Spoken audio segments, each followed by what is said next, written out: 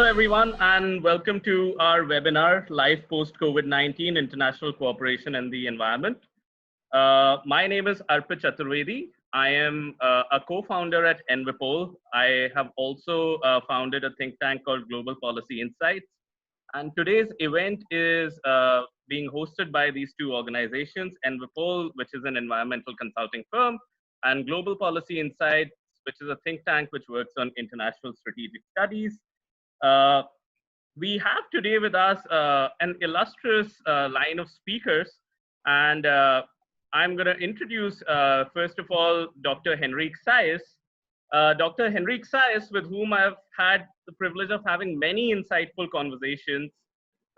He is serving on the Norwegian Nobel Committee, and he's a research professor at the Peace Research Institute in Oslo. He's the author and editor of several books, and including the book Natural Law, Religion and Riots, and the anthology The Ethics of War. Henrik is also helping us out at EnviPol as an advisor. And Henrik, we are glad to have you with us. Thank you so much. Well, thank you very, very much. An honor to be with you. Should I start talking now, or do you want to introduce Derek as well before I talk? Yeah, I'll just do a quick round of introductions. Excellent. And then we'll start the discussion.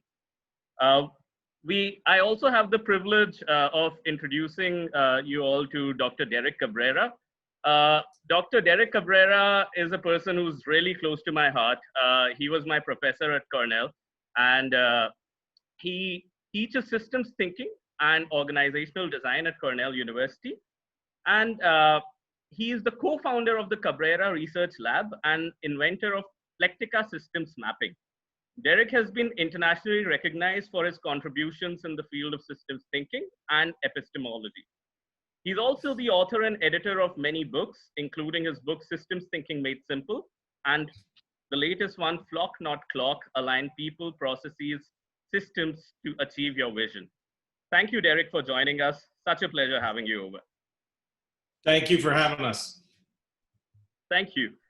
We also have with us Mr. Eeshan Chaturvedi. Eeshan is an environmental and energy lawyer. He is a founder at EnviPol, our host today. He's also a faculty member at the Jindal School of Environment and Sustainability, and he's selected as one of the top 20 rising environmental leaders by the Stanford University. He's a member of the World Commission on Environmental Law and International Association for Water Law. Eeshan, thank you so much for joining us in this discussion and for hosting us today. Absolutely my pleasure, but thank you guys for being here. It's a pleasure to be sharing the dice, so to speak, with you. Thank you, Eeshan. So we'll go with a quick round of discussions. I'm going to introduce the topic. The order of the speakers would be as follows. We'll first hear from Henrik about his views for about 10 to 15 minutes. Then we'll go to Dr. Cabrera. And finally, we'll come to Eeshan. During this time, the audience will be on mute. And we have also disabled the chat box for that while. But once the first round of discussions is open, we are going to open out the chat box. And you can raise your hands to ask your question. I'll unmute you, and then you can ask your questions after that, after a first round of discussion is over. All right. So now about our topic today. So we decided to host this discussion because the COVID-19 pandemic has really altered the way we live and perhaps forever. And to understand what is in store for humankind in the context of COVID-19, we must understand the underlying systems that create zoonotic viruses. The origin of COVID-19 lies in our relationship with the environment and its impact that can be seen on the ecological systems. Now, for example, in India, we already are seeing a lot of ecological renewal. The birds have started coming back. The Ganga River after the lockdown has been cleaner than it has been in the past 3 decades.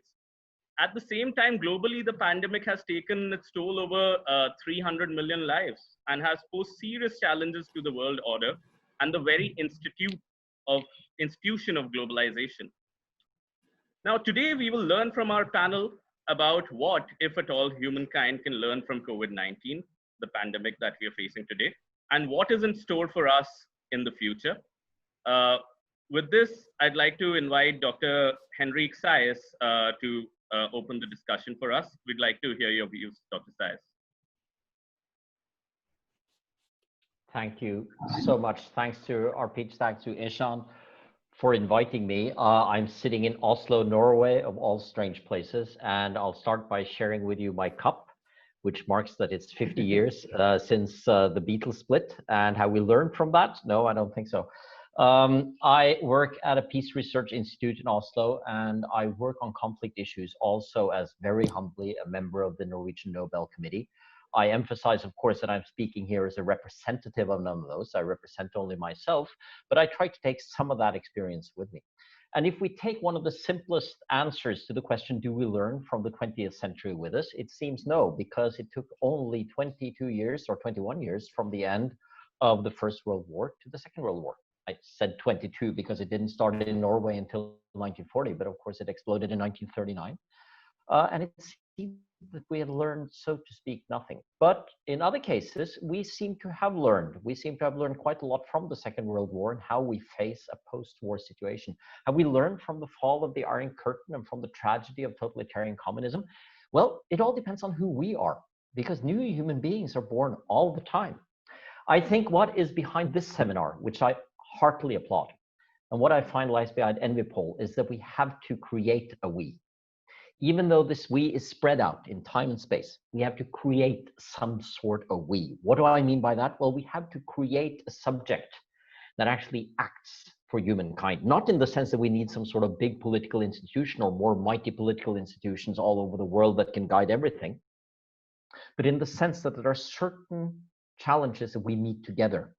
And if we don't manage to collaborate, to share, to have solidarity with each other, and to find solutions across borders, I think these sorts of crises that we are in now will just become worse. So I hope that this seminar, what EnviPol is doing, what we are all fighting for, will result in more cooperation globally, which is not the same as more globalization necessarily, but it means that we fight together. Now, I'm a philosopher. Derek has written a book called Thinking Made Simple. I guess people would suspect me of writing Thinking Made Very Complex and Unnecessarily Complicated. I'll try not to be like that. He's also worked on systematic thinking. I guess I'm more unsystematic, but I'll try my best within the next 9 or 10 minutes, and I'll try to be brief because I want to hear the others, to organize this around a few words. And let's see if they can help us with the challenge that we are facing together today. The first word is war. Why? Well, some have compared what we are going through now to war. Many of our nations are under siege. We have lockdowns, we have curfews. We are afraid. People are dying around us in many countries in much higher numbers than what would be normal. All of these things seem to create a sort of warlike situation. And it can be useful simile, because when there is a war on, we realize that we have to protect what we can protect. We have to see whether there are values that we right now really need to make sure are lived in everyday life so that the crisis doesn't become an even bigger crisis. These can be physical values, but of course they are primarily moral and mental values. How do we maintain sanity? How do we take care of each other? And of course, as an extension to that, how do we take our natural environment? And I think in that sense, we should indeed think that we are in this sort of extraordinary situation, which is in a way akin to war. And that means also we have to do extraordinary things. In my country of Norway, we were not by far as hard hit as many other countries during the Second World War, but goodness, it was dramatic enough. It was 5 years of Nazi occupation. Still, 75 years later, we speak about that. Why? Because people were called on to do extraordinary things. Ordinary people were called on to do extraordinary things, and they did. Many of the things that made us actually defeat Nazism are very extraordinary things done by very ordinary people, willing to stand up for rights and for dignity against oppression and totalitarianism. So in that sense, yes, we are called on to do some extraordinary things in order to face this sort of crisis and, by extension, the climate crisis. But in another way, we must remember it is not war, because the danger of war is that we start calling on extraordinary powers. So we start chipping away at the rule of law because, oh, we don't need that now. We can do these sorts of things. It's fine with that. Just listen to me. And we see that happening even in several European countries. We have to make sure that we live through this with the rule of law intact. And let us also remember, it is not a war in the sense that anyone is out to take us. No one is threatening to bomb our cities. This is a natural disaster, but no one is foisting it on us. For those of us who call ourselves believers, there are obviously great challenges when it comes to the problem of evil. Why is this happening? But even within such a perspective, we are not saying that anyone is out to destroy us. And we pray for help rather than to be destroyed, definitely. Second word, time. One of the strangest things about the situation we are in now is that we don't know what to plan for. By which I mean, what will September be like? What will September 2021 be like? I spent some time earlier today with the leadership of a company that wanted to have a discussion on values in the Corona times. And this is the company making bread for one of Norway's largest food chains. And they said, this is tough because normally we can predict how much we'll sell in October. We'll have some kind of idea of how many stores will be open in January. These are things that are very, very predictable. And now they are not. And that's another aspect of the crisis we are in, namely that we have to prepare for several different sorts of outcome at the same time. And I think just living in that sort of suspension is tough for many people, which means that the more we can make concrete the actual challenges that we can work on regardless of time is especially crucial right now. And that's why I think this is a good chance to also ask questions about environmental sustainability and climate. Partly, as you pointed out, Arpit, they are touched on by this crisis because things are happening to our environment, some of them really good, but also in the sense that this is a time for all of us to ask, what are the important questions regardless of Corona? Because we don't know how long we'll live with Corona, but we know that many of the other basic issues humanity faces, the protection of human dignity, the protection of the rule of law, the protection of our natural environment, they are important regardless. Are there ways in which we can exploit the sense of crisis we have now? And I don't mean exploit negatively, to address those issues in a better way. Before I go to my final word, I'll just share a good joke I heard. A Corona joke, they do exist. Which was about a guy going to a food store and he calls them beforehand. And this is in one of these US states where they're very, very strict. So he asks, can I come and buy food? And they say, yeah, but we have two requirements. You have to wear gloves and a mask. So he goes to the store wearing gloves and a mask, comes home to his wife, and he said, goodness gracious, that was embarrassing. They said I only needed gloves and a mask, but all the others had clothes on. So we have to remember the everyday things in the face of the crisis. And I think I mean something really serious by that. Namely, we have to make sure the sense of crisis that we feel now help us address the other issues better, not worse. And that we, as I said, use this opportunity for that. The final word I'd like to share with you is what is known in the Christian tradition as a theological virtue. A virtue is, of course, something that makes us good, like moderation or courage or wisdom. In the Christian tradition, they often talk about three theological virtues, meaning virtues we receive from the outside: faith, hope, and charity. And hope is an incredibly important virtue because it makes us see, even in dark times, that there are things we can do. And I'd like to tie that to the excellent introduction that you had, because we do see hope in our time. Let's take the very simple things in everyday life. I see around me here in Norway, where we have been relatively locked down for a while, also much human kindness. I see a spirit of wanting to do things. I see people in health institutions doing amazing work, and I see the gratitude that they meet. I'm not saying that's all I see, but we do see that. And I challenge all of you who are following this discussion, observe those things around you and ask yourself, how can we continue with those? But The important thing for this debate obviously has to do with the environment. And what I think we see right now is that things we thought were impossible are moving into the possible column.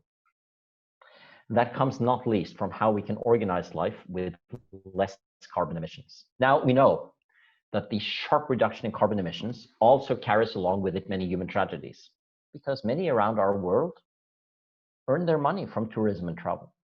Many people are very, very much dependent on us coming to conference hotels or traveling by plane.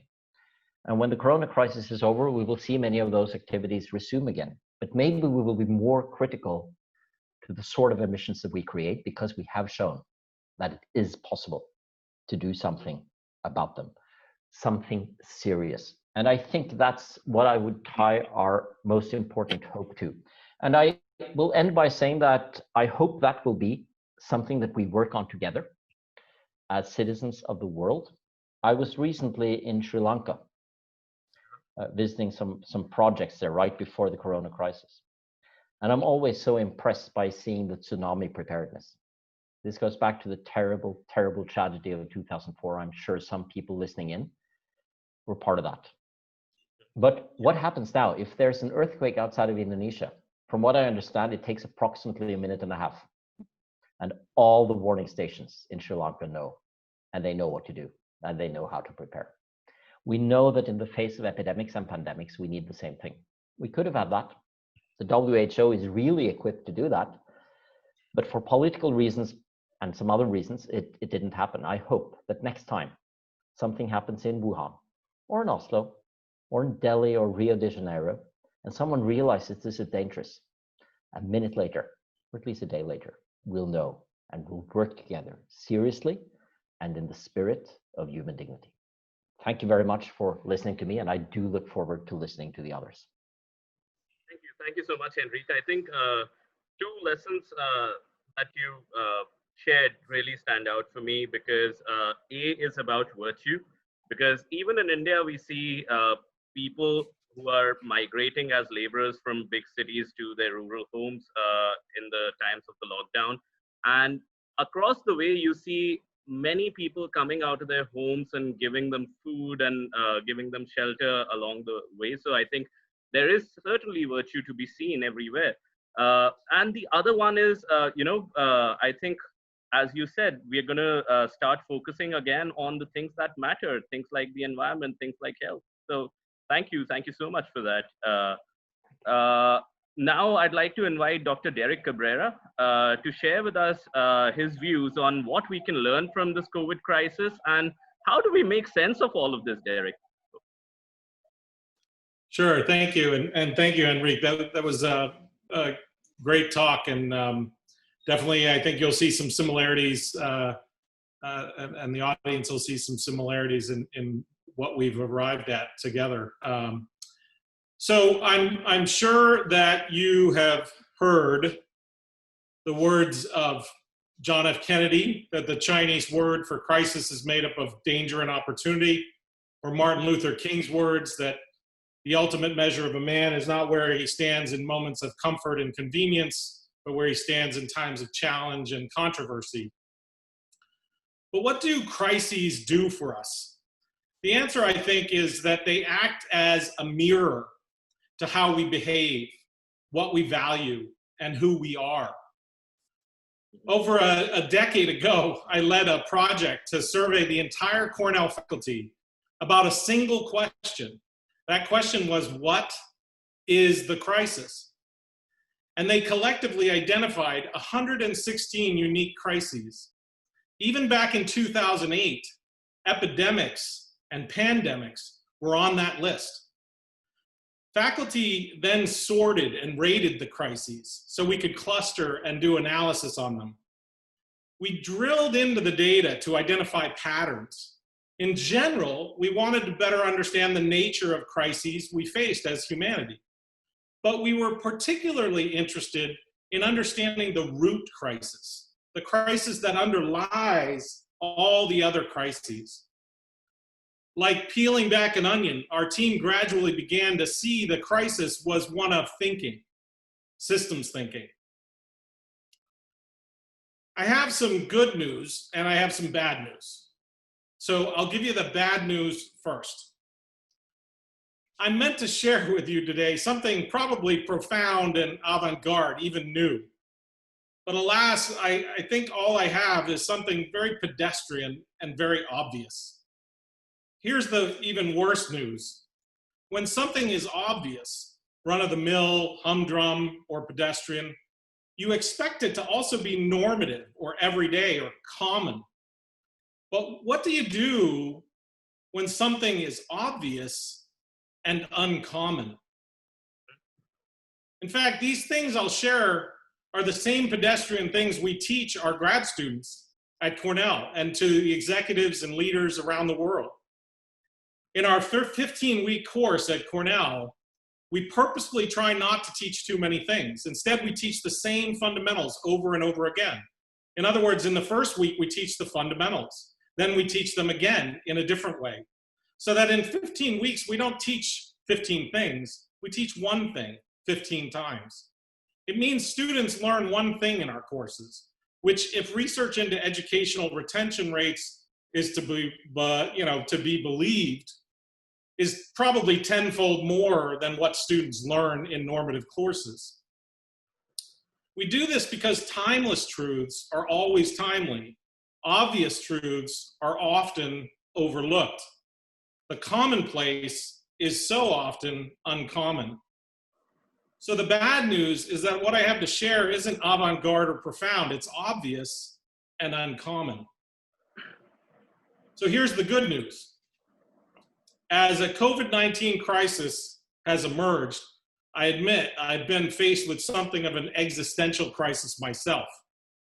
As a leading expert in systems thinking, systems scientist, and faculty at Cornell, I teach the next generation of policy leaders. I teach them systems thinking, mapping, and leadership. And the question that has crossed my mind is, are we essential workers? Is systems thinking essential? I'm happy to report that my conclusion, and it wasn't a foregone conclusion, believe me, is that the answer is yes. That's the good news. Systems thinking is valuable, useful, and needed. It is essential. As I watch the news, there couldn't be a more in-your-face, real-world, hand-picked, wicked problem that screams for the need for systems thinking. Let me give you just a few examples. What possible alternative scenario, other than COVID-19, could make a better case for the importance of systems thinking and the systems thinking loop? In fact, perhaps the most basic idea in systems thinking is the systems thinking loop, which reminds us that we must conform our mental models to reality, conform reality to our mental models. We see confirmation bias, conforming reality to our mental models, playing out daily in our leadership, and the results are deadly real. The systems thinking loop tells us that we need to align how we think things work with how they actually work in the world. It tells us to recognize that everything we believe, think, assume, or conclude is a mental model. That these mental models are not the same as reality. The map is not the territory. Our mental models are only approximations of reality. We need to test them against reality in order to assess how good of an approximation they are and to pay attention to the important informational feedback we receive. This feedback should inform our mental models to improve them, to form new mental models. And then the process incrementally and cyclically begins again. This is why it's called a loop. Now, I share this idea a lot, and the consistent retort is, no duh, that's pretty obvious. To which I say, the systems thinking loop has been around for between 70 to 1400 years, depending on where you start your history. I get it, it seems too simple to be profound, yet it's curious to me that so few people or organizations follow it. If it's so no duh obvious, then why is it so uncommon? Let me give you two examples. The standard product development paradigm happens when a tech company, for example, hires the best folks it can gives them a big budget to build a new product, and sends them off some special facility. They reappear 12 months later with a product to provide consumers, and the consumers quickly dismiss it as not being useful. This could have been learned much quicker by starting with a minimum viable product in the first month. And you might say to me, that's basically design thinking. We already do that. And you'd be right. Design thinking is immensely popular since it appeared on the scene a decade ago. Note that the basic algorithm for design thinking, incremental realism, is no different than the ST, the systems thinking loop, which has been around for 1400 years. Now, the systems thinking loop is perfectly at play in the COVID-19 crisis, meaning the more we align our thinking, our mental models about the virus with what is actually happening with the virus, the better our chances will be. The virus has its own purpose, and we can only act upon the science of what we know from the real world feedback we receive. This feedback manifests in the degree of spread, the number of cases, and in the effect of our behavioral changes like social distancing, etc. Because the virus doesn't really care what your opinion is. Like the dude in The Big Lebowski, the virus abides. Yep. So while the virus itself is problematic, of greater importance is how we think about the virus. And here we are, back at the crisis of thinking. What possible alternative scenario, other than COVID-19, could make a better case for the idea that simplicity underlies complexity, that the micro begets the macro? This comes from the study of complex adaptive systems, or CAS, or the idea that system behavior, say the number of infections and deaths, is an emergent property of the simple rules like social distancing, testing, contact tracing, hand washing, etc., followed by locally autonomous agents. The micro behaviors of millions of individuals to wear a mask or not, to self-quarantine or not, to practice social distancing and hand washing or not, leads to the macro, the emergent statistical patterns of contagion, population spread, death, peaks, curve flattening, and unfortunately, resurgences in the disease. So applying CAS to COVID shows that simple rules roll up into the stats. So if you don't like the stats you're seeing, then look at the simple rules that are influencing agent behavior to change them. If we stayed the course with local behavior changes, we could have stopped it even without a vaccine. We could have saved countless lives. What possible alternative scenario, other than COVID-19, makes a better case for systems leadership that takes these important ideas into account? We need leadership that sees the big picture and the tiniest details. We need leadership that understands human organization and human organizations as complex adaptive systems, to see that organizations are not clinical mechanical clockworks that are full of hierarchically controlled people who do everything they're told to do. They're self-organizing, organic, unruly beasts with a mind of their own that grow and evolve, such as the spontaneous self-organization that sent tens of thousands of masks, one at a time, to New York in a time of crisis. That too is organization. And COVID-19 spotlights the lack of systems leadership in the United States especially, but in other countries as well, that we are all experiencing. And what possible alternative scenario, other than COVID-19, could make a better case for multivalent over bivalent thinking? I affectionately refer to this as the tyranny of either or versus the genius of and both. Systems thinking shows us this idea in the distinctions and systems and relationships and perspectives we take. I'll give you a few examples. The distinctions we make are false dichotomies. Should we open or close? Is it about public health or the economy? Should schools be all online or all on site? Masks or no masks? We need to do both. And if we follow the science and the ST loop, we would see a middle way between opposites that involves and both solutions, which offers specific systems of systems, such as social distancing, face covers, hand washing and testing, tracing and containment. And these choices are driven by the perspectives we take. Should we listen to the health professionals or the economists? Yes, and both. We fall victim to suddenly syndrome, a result of linear causality, where we think cause and effect are neighbors on a timeline and disregard the webs of causality. Cause and effect are not neighbors on a timeline. In the early days of the COVID crisis, we struggled with exponential growth and understanding it. Now we struggle with delay. We can't seem to see that the effect of our current behaviors are on a 2-week delay. Suddenly we get divorced. Suddenly we have cancer. Suddenly people are ignorant. Suddenly we elect a populist demagogue. Suddenly we need respirators. Suddenly we're unprepared. We also have many questions about the future. When asked, for example, what will we be doing in September? Try answering, I don't know. Say it along with me. It's okay to say we don't know. It is not weak to say we don't know. We don't know.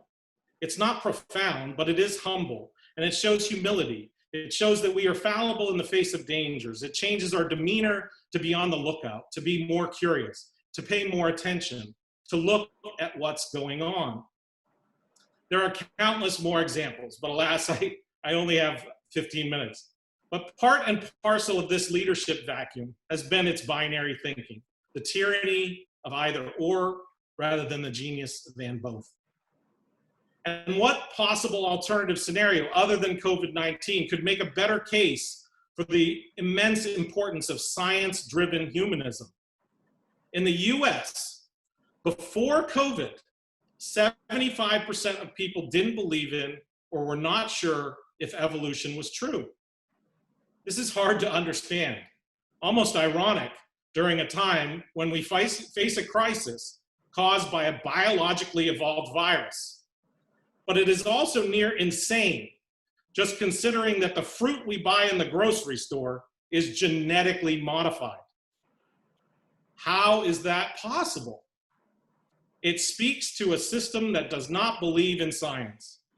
And that happened before COVID. A poll yesterday showed that 51% of Americans would take a vaccine if there was one, which means 49% would not. This is shocking.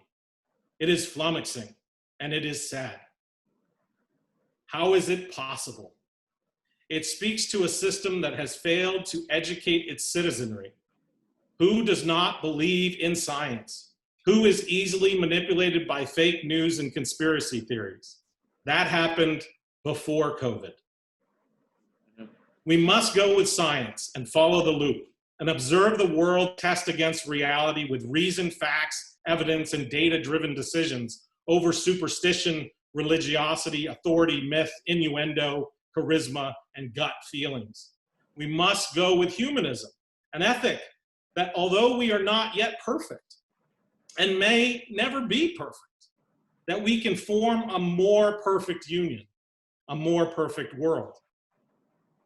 So I want to say a few things about what happens after COVID. There is no after COVID. COVID is just another crisis. There will be more crises, maybe worse ones.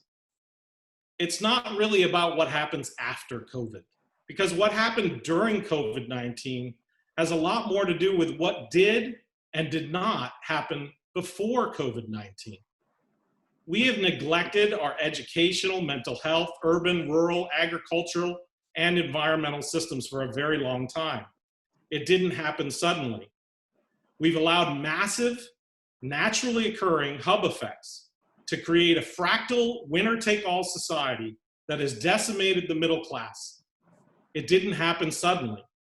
We've ignored science and miseducated people about science, clung to religion and superstition, and in turn, created a susceptible voting populace. It didn't happen suddenly. We have thought in binary and very reactive ways for a long time, leading us to be unprepared, unsustainable, and unresilient to crises. Our current condition of unpreparedness didn't happen suddenly. And that's just to name a few. Mhm. So what I'm going to say next is a bit of a paradox. While mathematics is a wonderful language, it is not, in fact, the language of nature. The language of nature is the reconciliation of paradox. Nature has had many, many years to find systemic solutions that to us appear conflicting or paradoxical. So here goes. Now, I don't want to give you the impression that I'm a sky is falling kind of person. I'm not. I'm a data-driven kind of person. And the data tells us that society writ large is better than it's ever been. Mm-hmm. Less people are affected by war, poverty, and crime than ever before in human history. So we don't want to throw the baby out with the bathwater. We want to keep what's working. But that doesn't mean it can't be and shouldn't be improved. We can always form a more perfect union, a more perfect world. And to improve it, I think what COVID is mirroring for us is that we don't need to simply change it here and there. We need to overhaul it, to radically redesign it. And that redesign needs to look very different, maybe in a way that at first glance might look absurd, but takes 4 critical things into account. And I surely can't give enough justice in 15 minutes and enough rationale, but I offer 4 things to focus on that make up, you could say, the 4 legs of a policy table: science, hub effects, defense, and education. And we might think very basically in terms of splitting the national or global budget in terms of these 4 things. So in the case of the US budget, something on the order of 1.1 trillion per leg. I don't mean that we do things the same, however. For example, in education, I mean, we must radically change the way we educate. The funding for education has to change. The pay for teachers would dramatically change. We must challenge our assumptions about what schools are and how, and we have to follow the science of how people learn, and then fund that learning. People learn their whole lives. School could be a lot more like real life. And a truly educated citizenry will make different local decisions and behave differently. Mm-hmm. As we often see in the study of complex adaptive systems, we will get a lot of our concerns like the environment and equality, et cetera, for free if we change education. In other words, many of our concerns are symptoms of the cause. They're not the disease. Hub effects, for example, aren't merely monopolization regulations. Hub effects are seen across society fractally at every level of scale. They are naturally occurring, so we must explicitly and formally combat them. There's much more to discuss regarding this proposal, but I will say this: what we are talking about is redesigning for robustness and resiliency, adaptability and sustainability. If we design for those systemic functions and qualities, then we will be prepared for whatever crisis comes next. Thank you. Thank you. Thank you so much, Derek.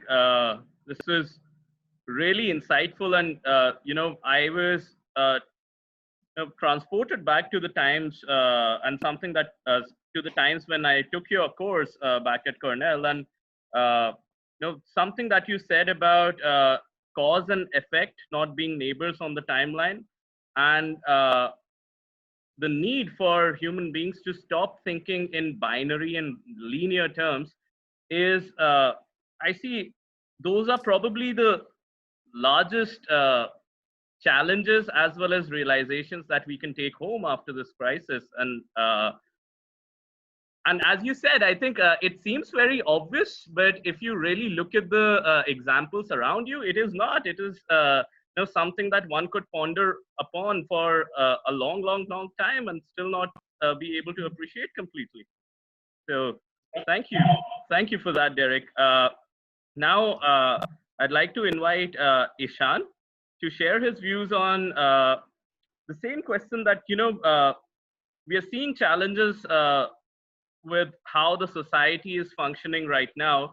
But at the same time, I saw your article a couple of days back about how the environment has started replenishing and things like those. But my question is that, do you think that that's something, it's an advantage that we can sustain? Or, from an environmental perspective, what do you think are the ramifications of this crisis, Eeshan? Thank you. It's a tough act following Henrik and Derek in this conversation, but I think it's a great question, Arpit, because first of all, let's put COVID into the environmental perspective. Let's see, because we have been, as you mentioned, we've been observing clearer skies in LA, Shanghai, New Delhi. There have been, the rivers are cleaner, the air is better. So let us just put this in perspective and then see the ramifications of it. So there was I think last week, Green Carbon Projects, which is a study run by the leading scientists, internationally, environmental scientists. It is headed by Professor Rob Jackson of Stanford Institute of Earth Systems. They came out with a study which said that there's a 17% decline on a daily average of carbon emissions due to the restrictions that have been put in by various countries around the world.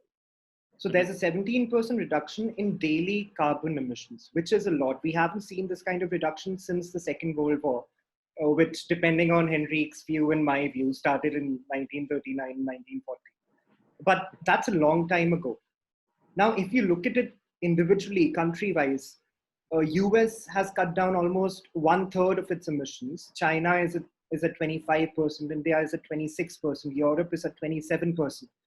So there has been considerable change in relation to environment. It has bettered, certainly.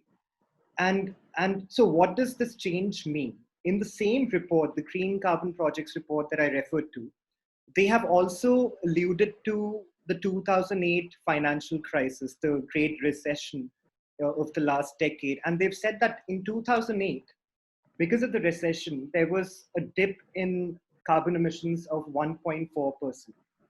But what happened in 2009 is what is interesting and what we have to learn from. In 2009, after the recession was, kind of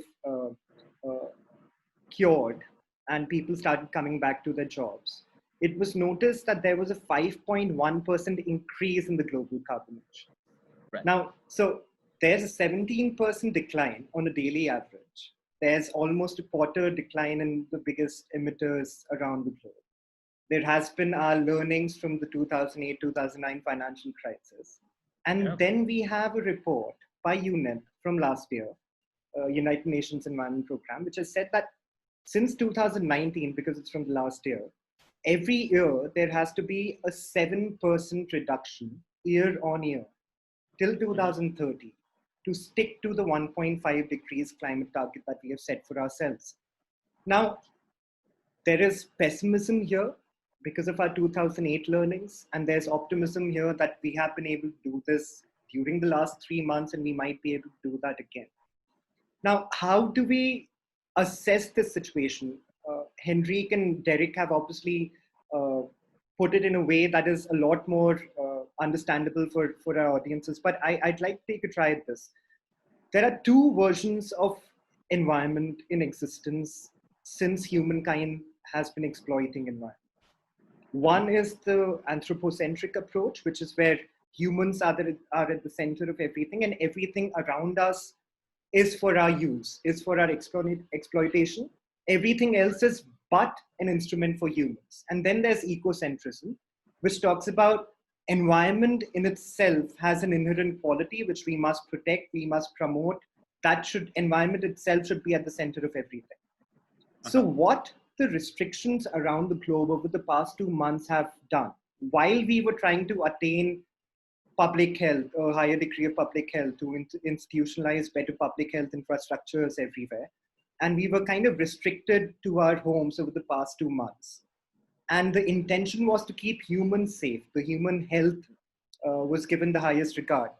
But what happened as a byproduct of this restriction is environment took the center. Environment was the central piece of this whole organized restriction, because humans were restricted and environment was just being. There was no restriction in the environment. So basically, through this anthropocentric approach, ecocentric approach was assumed, because of which instruments that were supposed to be used for human exploitation were given an inherently high regard, because of which there was this growth in environment, betterment of environment, and let us not lose sight of the fact that we are still in a battle with COVID-19, and we are still not prepared to wage a war against climate change, which is bound to happen in a couple of years, a couple of decades, whenever it happens. So let us formulate our opinions, ideas, and solutions, keeping learnings from COVID-19 and applying them to a possibly bigger disaster at our hands, which will be climate change, because COVID-19 is about coming up with a solution and going back to the normal. Mm-hmm. Climate change would be about defining a new normal. So if there are any learnings that we gather from this COVID-19 crisis, that would be our best way forward. So now I just wanted to quickly think about if there are, because for example, Henrik talked about a very important point, which is the simple acts of kindness.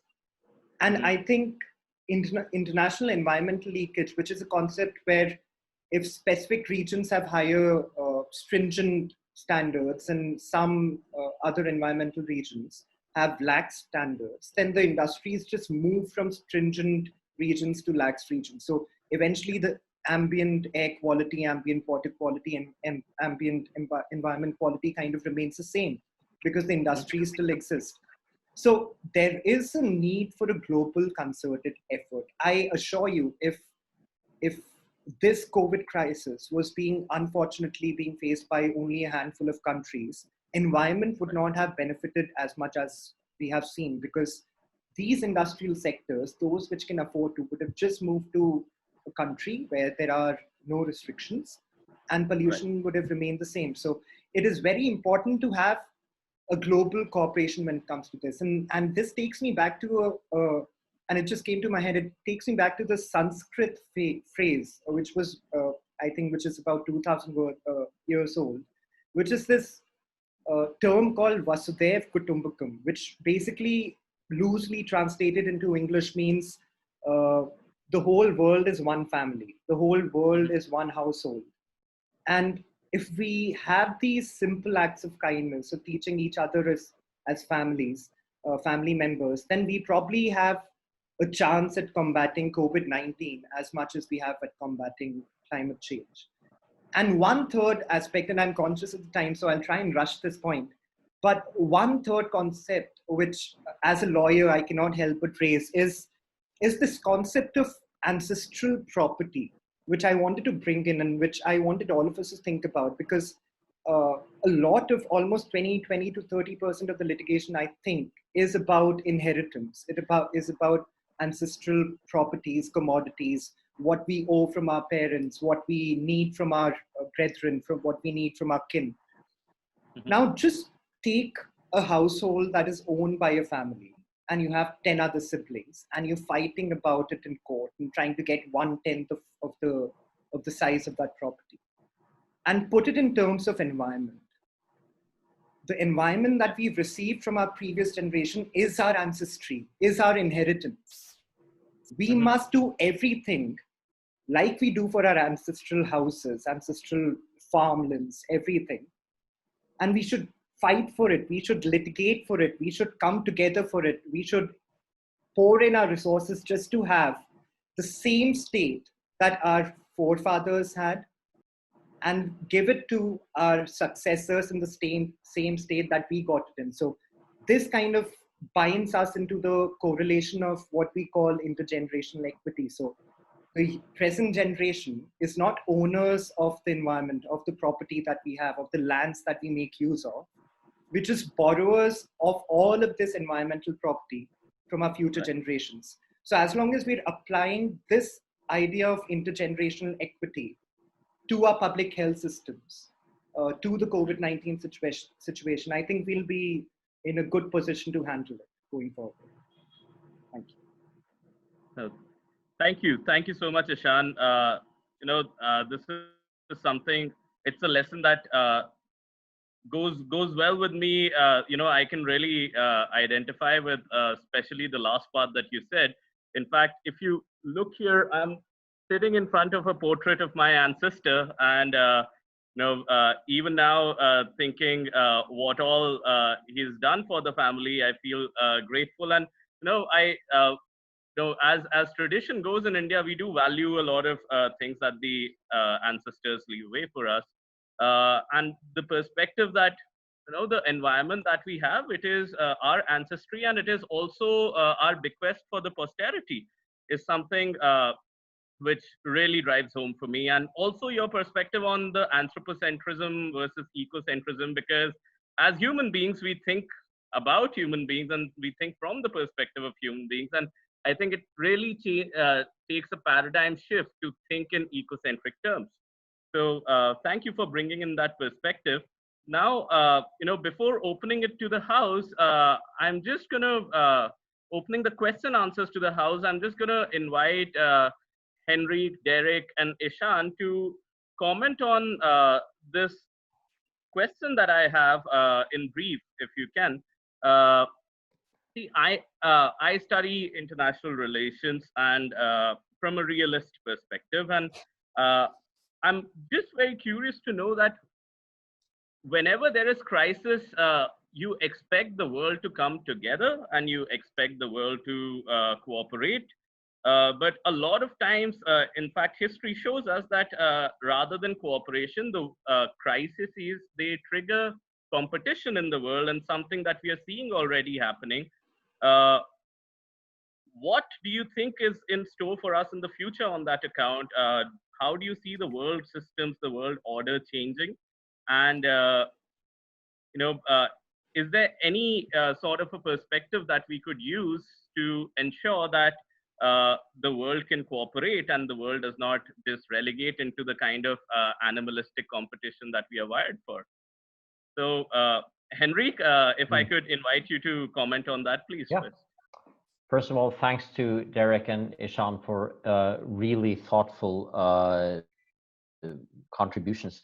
And I'll try to answer very briefly in line with what they've said. I think what Derek said about causality is crucial here, because the problems that we are facing today have not been caused by things that happened yesterday. They are deep-seated and they're often systemic.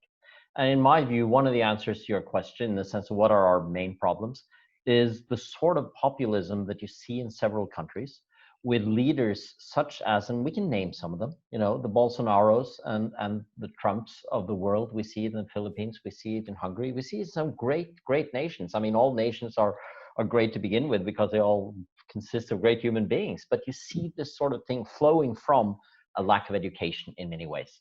I'm not saying that's the whole thing, but it's part of it. And it also flows from injustice. And these things cannot be corrected over time. However, if we learn together as a whole world about very concrete causalities, and this brings us back again to what Derek said, we learned that actually washing our hands globally, it helps. Yeah. Then I think there's a chance that we together as a world can also ask, are the things we have learned now, where we see that there's a link between cause and effect, even if there's a 2-week delay, and are there other things we can now do? And I see a certain hope there. And I think Eeshan's ending there with inheritance is beautiful, because we all want to preserve the best things that we have from our forefathers and foremothers. That's also a global language that we can use. If I may just voice one small point of disagreement, which will be very brief. Well, it may not even be a disagreement. I thought it was wonderful what you said, Derek, about the tyranny of either or. I think one of the either or tyrannies that we should try to attack is the one between science and faith. Because while I see superstition and anti-science as one of the greatest problems we face in our world overall, that does not mean that spirituality cannot coexist with science. I think if you read the Laudato Si from the Pope, I'm not a Catholic myself, but I think that the way in which one sees an idea of human dignity expressed spiritual alongside deep respect for science, I think that's important. And in a way, that's an answer to your question too, because if you build a sort of view of science that is also antagonistic, I think there are many people around our world that we will not be able to dialogue with the way we should. But I so much appreciate now. My favorite line, I mean, Eeshan, you said so much wonderful things, and to Derek, timeless truths are always timely. I mean, goodness, if you said that, I'll always mention your name when I hear it, but I love that. Thank you for listening. Thank you so much, Henrik, for your views. Derek, if we could hear from you on this.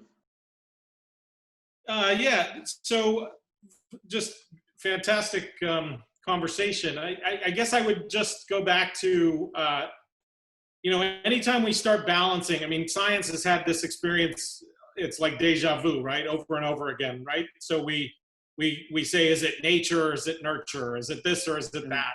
Is it, and I think when we say competition or cooperation, ecocentrism versus anthropocentrism, or sometimes people go ego versus eco, simple versus complex, put those things on a little triangle with a balance beam in between and see if you can balance them, because nature already has found an algorithm that entirely has adopted the interdependency of cooperation and competition. It's called evolutionary theory.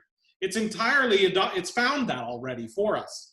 It's there for the taking. It's an amazing algorithm. Lynn Margulis, one of the great biologists, said in a fantastic book that, we used to think symbiosis was an exception to the rule, but symbiosis is the evolutionary norm.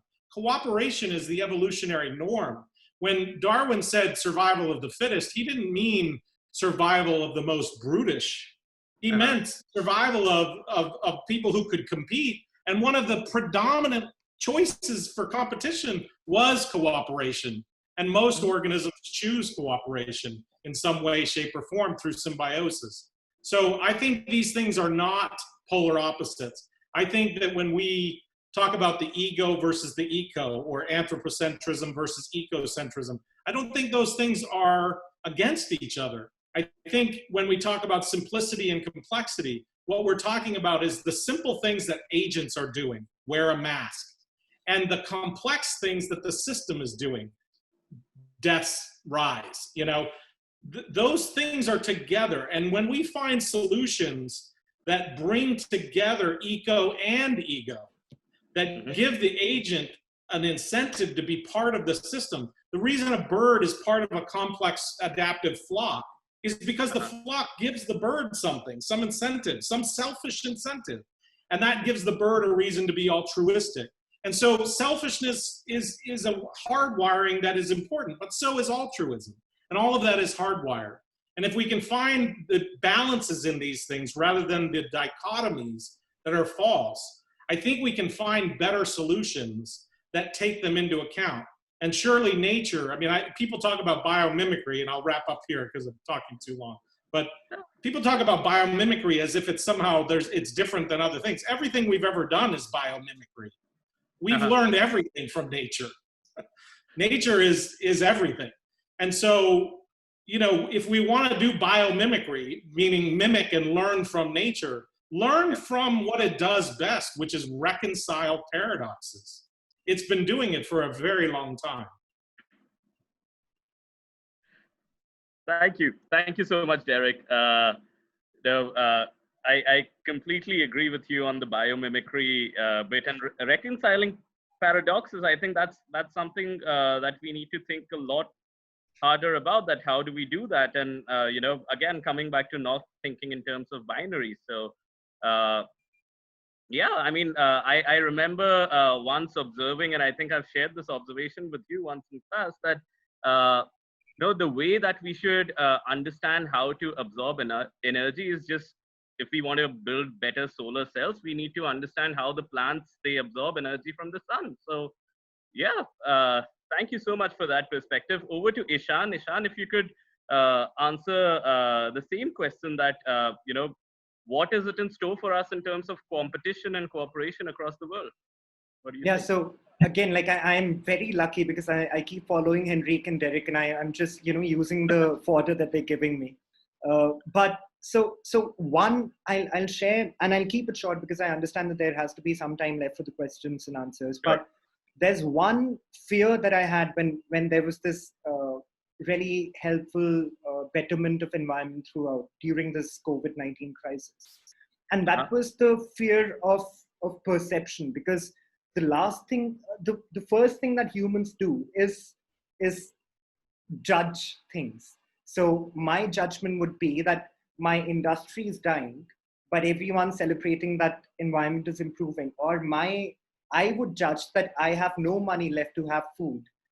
My fiscal deficit runs in thousands of dollars or something.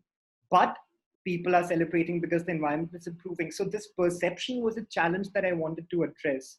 And in a recent paper that I had written, I had kind of alluded to this whole idea that environment and development should never be seen as specific trade-offs. And that kind of, again, going back to what Derek said, there has to be reconciliation as a tool to solve every problem. So this reconciliation of environment versus development should be made, and people should be made to understand how these two things have to sustain each other in the future going forward.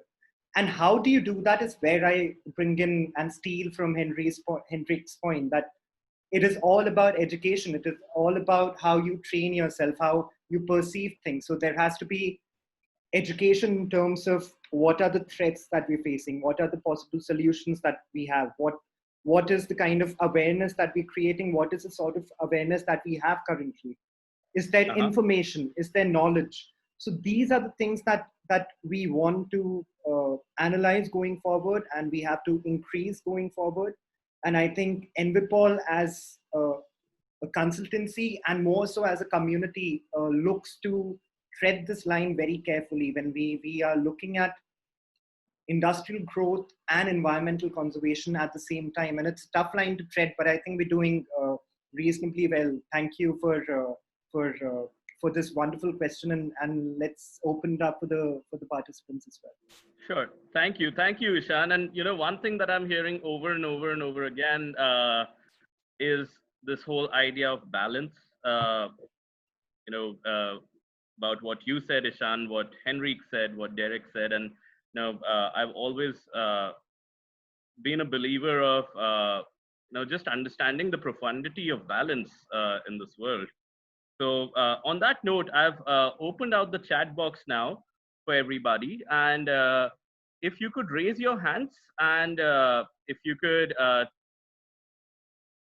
also put in your questions in the chat box, we can unmute you. And please do let us know whom your question is pointed towards. I see Ankita, Miss Ankita Kanpal. I'm gonna unmute you, Ankita, and you can ask your question, and please let us know whom the question is directed towards.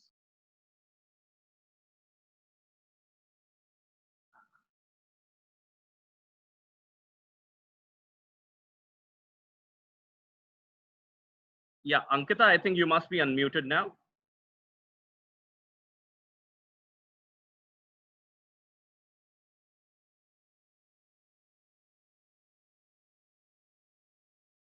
Okay, I think there is some issue in me unmuting Ankita. I'm going to try and unmute Dr.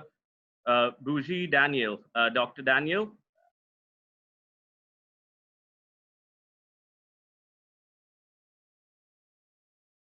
Yeah.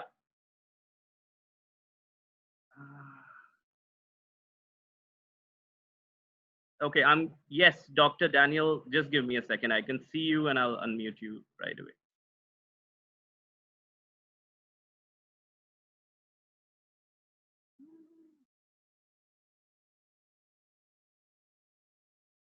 Okay, thank you so much, GPI, and thank you for this excellent presentation, because these are the language and the narrative we should be hearing rather than the things that divide us, like one of the speakers says.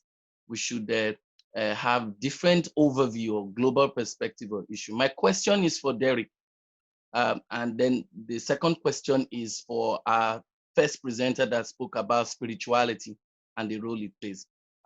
Derek, clearly I agree with you, and many people will agree with you, that if you compare what has happened in the past with what we have now, life has been way better.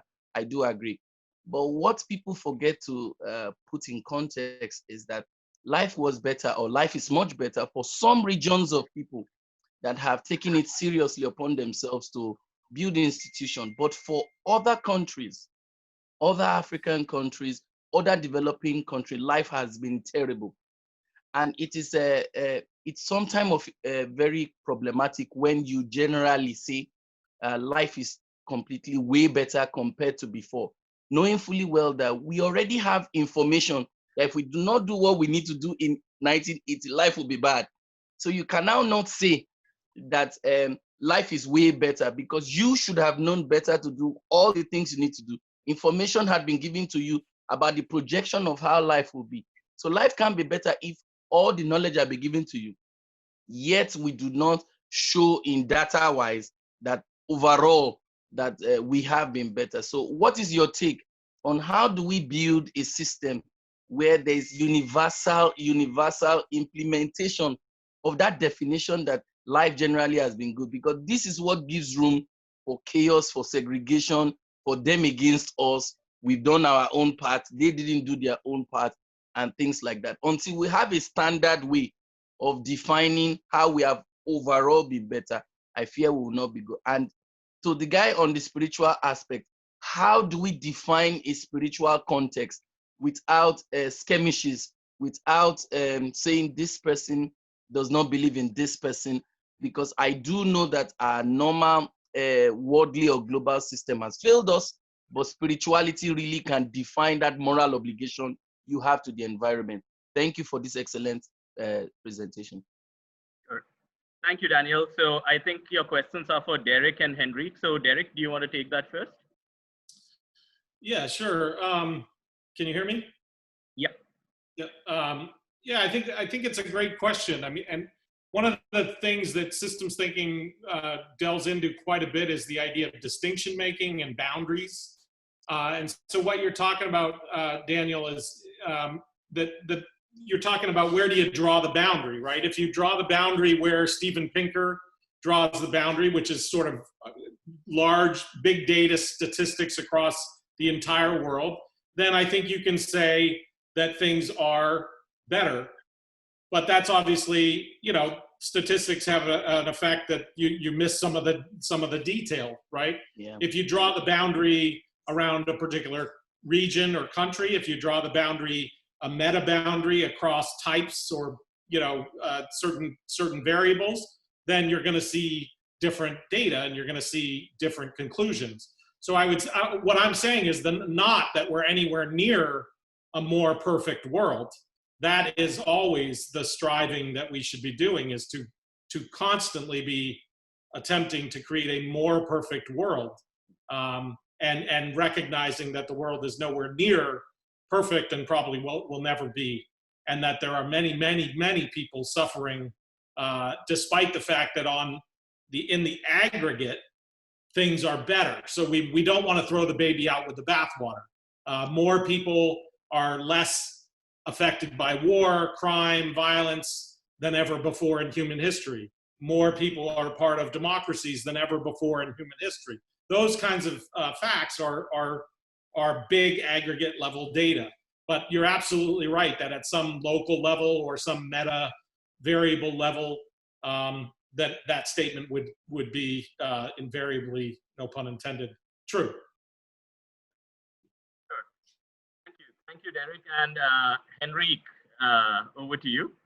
Thank you, and thank you for your excellent question. I think it is well framed and well put. The one answer I can try to give is that spirituality, faith, must go hand in hand with humility. Because faith essentially means that we don't know everything. We can, through science, including evolutionary biology, know a lot about many things and many causalities in our world. But there are many things about the mystery of human life and its meaning that we can never fully know. And the moment we believe that we can know them, we take the place of God or you know, the divine, which is the greatest sin there is. And I think you can say that across religions and spiritualities. So what is the opposite of that? Well, there are two things to warn against, and I think they are beautifully put by the German, Austrian, later American philosopher Eric Voegelin, who fled from National Socialism. And he said that the most interesting thing is immanentization. That's a difficult word, but it basically means that you take what is transcendent, take it into this world. So you don't believe in paradise as something that you can hope for, but you believe you can create it right here.